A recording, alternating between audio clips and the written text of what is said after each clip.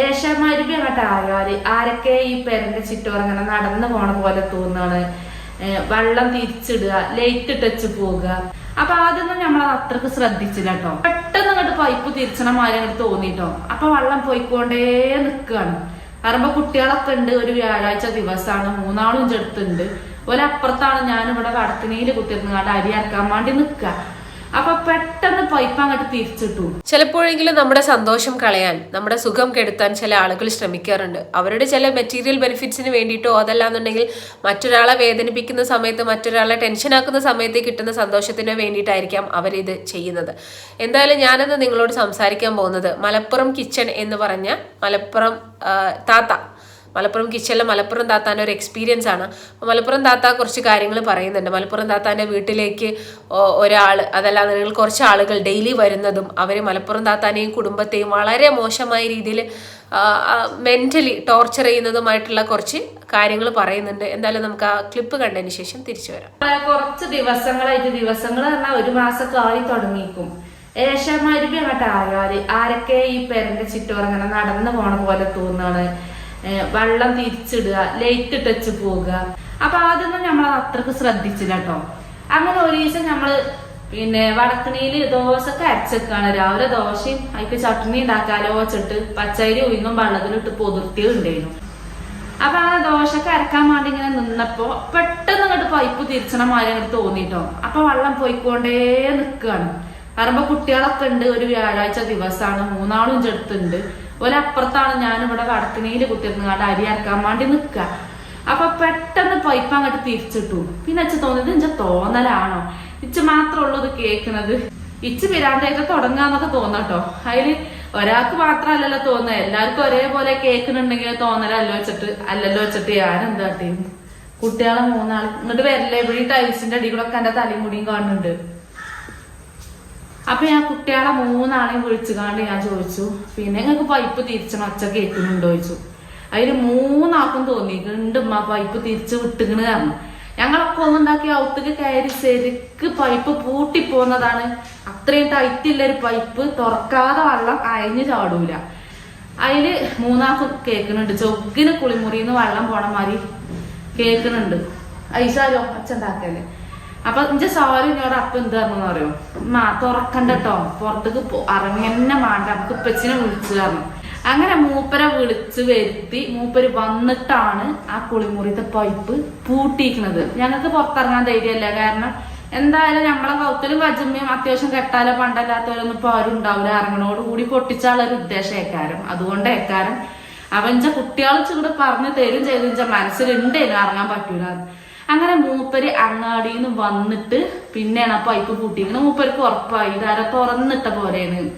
അതന്ന് അങ്ങനെ പോയിട്ടോ. പിന്നെ ചില ദിവസങ്ങളില് എന്താട്ടോ ഞാൻ ശ്രദ്ധിച്ചു, ലൈറ്റ് ഒക്കെ ഓഫാക്കി പോയിട്ടോ. കുളിമുറിയിലും കക്കൂസിലും ലൈറ്റ് ഇട്ട് പോയില്ല. പിന്നെ ചില ദിവസങ്ങൾ കടക്കാൻ നേരത്ത് ടാങ്ക് ഫുള്ളാക്കി വെച്ചിട്ടാണ് ഞാൻ കിടക്കുക. കാരണം നേരം പോലത്ത് നീച്ചപ്പോ കറണ്ട് ഇല്ലെങ്കിൽ വെള്ളത്തിന് കുടുങ്ങലോ വെച്ചിട്ട്. അപ്പൊ ഞാൻ ഫുള്ളാക്കി പോരും ടാങ്ക്. നേരം പോലത്തെ നീച്ചുമ്പോ ടാങ്കിൽ ഒരിറ്റ് വെള്ളം ഉണ്ടാവില്ല. അതങ്ങനെ മുൻഭാഗത്ത് പൈപ്പ് പൊട്ടിച്ചിട്ടിരിക്കുകയാണ്. അത് ആ പെരപ്പണിയിൽ അങ്ങനെ ആയതാ. അപ്പൊ പുറത്ത് പൈപ്പ് തിരിച്ചിടാൻ ആകുള്ളത് കുളിമുറിന്റെ ഇവിടെ പുറത്തും പിന്നെ കക്കൂസിലും കുളിമുറിയിലും ഉള്ളൂ. അതൊക്കെ തുറന്നിട്ടിട്ടാ എന്താന്ന് പൊടിയാടില്ല. വെള്ളം നേരം പോലത്തെ നീച്ചുമ്പോ ടാങ്കിൽ ഒരിറ്റ് വെള്ളം ഉണ്ടാവില്ല. അപ്പൊ ഞാൻ മോട്ടർ ഇടുമ്പോ പുറത്തൊക്കെ തുറന്നിട്ട് കൊണ്ടേക്കാരം. അങ്ങനെ മൂപ്പരോട് എങ്ങനെ പറയുമ്പോ മൂപ്പരെ മനസ്സിലുണ്ട് എന്നല്ല, അതിനെപ്പറ്റി തോന്നൊന്നും പറഞ്ഞിട്ടില്ല. അങ്ങനെ ഇപ്പൊ 4 ഒരാഴ്ച മുന്നേ കുട്ടികളെയും കൊണ്ട് മദ്രസ ഇട്ട് വരിക. ഒരു മദ്രസ ഇട്ട് വരണമെങ്കിൽ 9 മണിയാകും. ഇവിടെ സ്കൂട്ടി നമ്മളെ മുറ്റത്ത് നിർത്തനോട് കൂടി ബക്കറ്റ് തട്ടി മറിച്ച് ആരോ മണ്ടുന്നത് ചൊഗ്ഗിന് കണ്ടു. ആളെ കാണില്ല കേട്ടോ മൂപ്പര്. അപ്പൊ ആരോ നമ്മളങ്ങനെ നിരീക്ഷിച്ചണ പോലെ എന്തിന്റെ കാര്യത്തിനും വേണ്ടിയിട്ട് വരികയെന്നാവോ. ഞാനിപ്പോ ഇതിൽ നിങ്ങളോട് പറയുന്നത് ഇതിപ്പോ ഞമ്മക്ക് വന്നൊരു അനുഭവമാണ്, സത്യമായിട്ടുള്ള ഒരു കാര്യമാണ്. ഇങ്ങനെ ഇങ്ങക്കൊക്കെ അനുഭവം ഉണ്ട് എന്നുണ്ടെങ്കിൽ പൊട്ടത്തരങ്ങൾ ചെയ്ത്. ഈ വീഡിയോക്കകത്ത് മലപ്പുറം താത്ത പറയുന്നത് എന്താണെന്ന് വെച്ചാല്, മലപ്പുറം താത്താന്റെ വീട്ടിലേക്ക് എല്ലാ ദിവസവും ആരൊക്കെയോ വരുന്നു. ഒരാൾ അല്ലെങ്കിൽ ഒന്നിൽ കൂടുതൽ ആളുകൾ വരുന്നു. എന്നിട്ട് ഓരോ രീതിയിലുള്ള ഉപദ്രവങ്ങൾ ഉണ്ടാക്കുന്നത് ഇപ്പം രാത്രി പലപ്പോഴും സംഭവിക്കുന്നൊരു കാര്യമാണ്. ഓരോ ആളുകൾ നമ്മളെ വീട്ടിലേക്ക് വരുന്നു, പൈപ്പ് തുറന്നിടുന്നു. ആ പൈപ്പ് തുറക്കുന്ന ശബ്ദം കേട്ട് കഴിഞ്ഞാൽ ഡെഫിനറ്റ്ലി നമ്മൾ ആരാണെങ്കിലും പുറത്ത് പോയിട്ട് നോക്കും അത് ആരാണെന്നുള്ളത്. ആ ഒരു സമയത്ത് കള്ളന്മാർ അവരുടെ പണി പറ്റിക്കും. അവർ മാലയാണെങ്കിൽ മാല പൊട്ടിച്ചോടും, അതല്ലാന്നുണ്ടെങ്കിൽ കുത്തിക്കൊല്ലാനാണെങ്കിൽ അത് ചെയ്യും. അങ്ങനെ പല രീതിയിലും ഉപദ്രവിക്കും എന്നുള്ള കാര്യത്തിൽ യാതൊരു സംശയമില്ല. അപ്പം ഇതിൽ മലപ്പുറത്താത്ത പറയുന്നുണ്ട്, രാത്രി അവരുടെ വീടിന് ചുറ്റും ആരൊക്കെയോ നടക്കുന്നുണ്ട്, വെള്ളം തുറന്നിടുന്നു, അതുപോലെ തന്നെ ബാത്റൂമിലെ വെള്ളം തുറന്നിടുന്നു, എന്തൊക്കെയോ ശബ്ദങ്ങൾ പുറത്തുനിന്ന് കേൾക്കുന്നു, കാലടിപ്പാട് കേൾക്കുന്നു.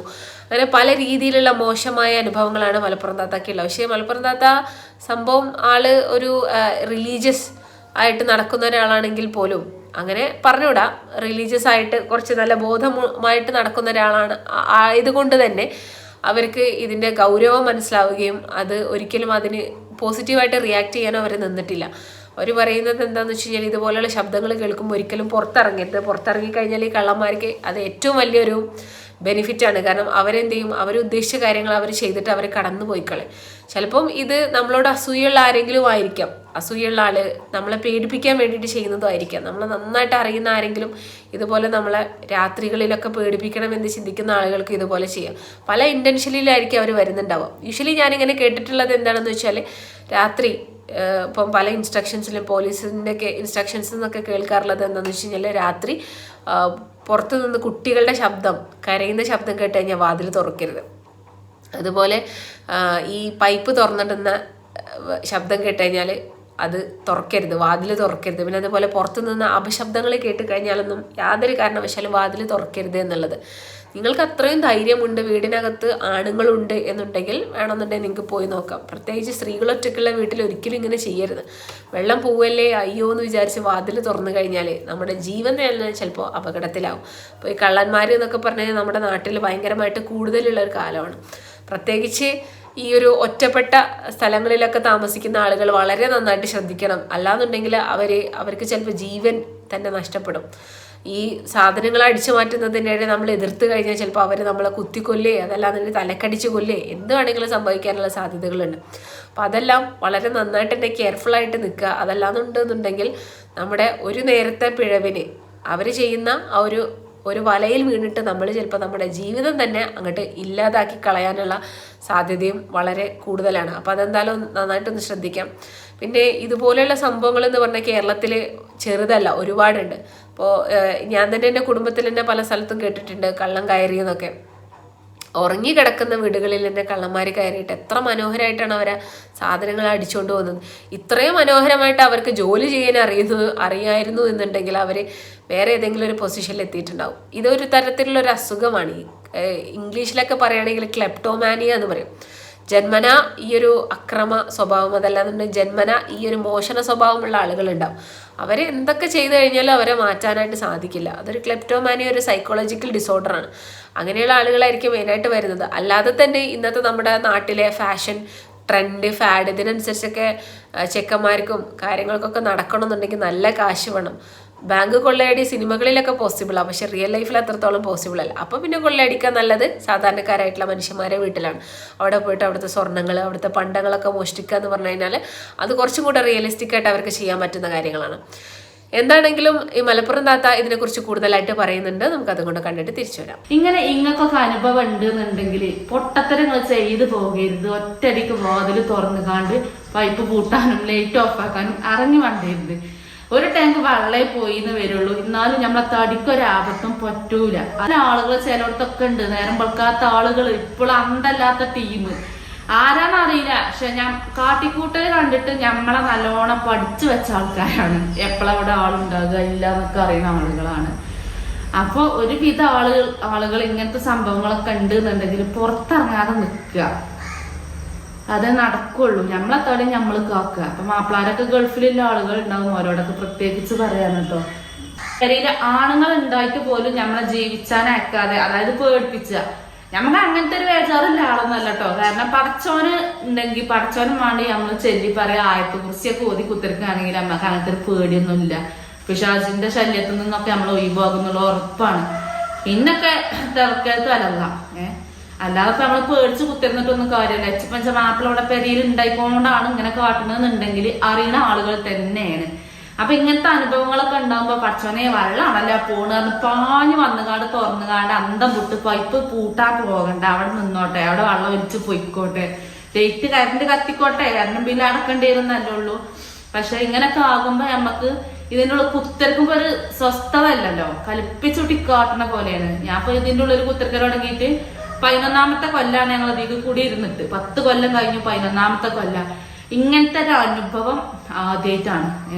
ചെറിയ കുട്ടികളുണ്ടെങ്കിൽ അന്ന് പോലും കുട്ടികളെ വെച്ച് വരെ അന്തിക്ക് ചിലപ്പോ പുറത്തിറങ്ങിക്കാണ്ട് അയലമെന്ന് എന്തെങ്കിലും എടുക്കുകയോ വെക്കുകയോ ഒക്കെ ചെയ്യും. ഞാൻ ചാന്ത പേടി തന്നെയല്ലേ പുറത്തിറങ്ങാൻ. പക്ഷെ ഇപ്പൊ ഞമ്മക്കൊന്ന് ശ്രദ്ധിക്കേണ്ടി വരികയാണ് ഇങ്ങനത്തെ കാട്ടിക്കൂട്ടലൊക്കെ ഉണ്ടാവുമ്പോ. അപ്പൊ ഇതിപ്പോ നിങ്ങളൊക്കെ കേട്ടപ്പോ എന്തിനാ യൂട്യൂബിൽ വന്ന് പറയുന്നത്, ഇത് ഇഞ്ച ഒരു അനുഭവമാണ്. ഞാൻ ഇങ്ങനൊക്കെ കാട്ടിയതുകൊണ്ട് തന്നെ നമുക്ക് ആപത്തുകളൊന്നും വേറൊന്നും ഇല്ല. ഇതിൽ താത്ത പറയുന്നത് എന്താ വെച്ച് കഴിഞ്ഞാൽ വളരെ ആപ്റ്റായിട്ട് കറക്റ്റ് ആയിട്ടുള്ള കാര്യമാണ്. നമ്മൾ വാതിലുകൾ അതുപോലെ തന്നെ ജനവാതിലുകളൊന്നും തുറന്നു നോക്കരുത്. ഇങ്ങനെയുള്ള സംഭവം ഉണ്ടാകുമ്പോൾ തുറന്നു നോക്കരുത്. അവർക്ക് തന്നെ ഒരുപാട് എക്സ്പീരിയൻസ് ഉണ്ടായിരുന്നു. അവർ പറയുന്നുണ്ട് ടാങ്കിലെ വെള്ളം ഫുള്ള് രാവിലെ ആകുമ്പോഴത്തേക്കും തീരാറുണ്ട്, പക്ഷെ ഞാനത് തുറന്നു നോക്കാറില്ല. അതുകൊണ്ട് അവർക്ക് സമാധാനമായിട്ട് ജീവനോട് കൂടി ഇരിക്കാൻ പറ്റുന്നുണ്ട്. ചിലപ്പോൾ ഇത് മലപ്പുറം താത്താൻ്റെ കുടുംബത്തിലുള്ള ആരെങ്കിലും, അതല്ലാന്നുണ്ടെങ്കിൽ റിലേറ്റീവ്സിലോ അല്ലാന്നുണ്ടെങ്കിൽ അറിയുന്ന ആരെങ്കിലും ഒക്കെ ചെയ്യുന്നതായിരിക്കാം. ഇപ്പം ഒരുപാട് വിജയങ്ങൾ കൊയ്യുന്ന ഒരാൾക്ക് അവരെ അസൂയാലുക്കൾ ഒരുപാട് പേരുണ്ടാവും. അപ്പോൾ ഇത് മോഷണം മാത്രമായിരിക്കില്ല, പീഡിപ്പിക്കണം എന്നുള്ളൊരു സ്വഭാവത്തിലായിരിക്കാം.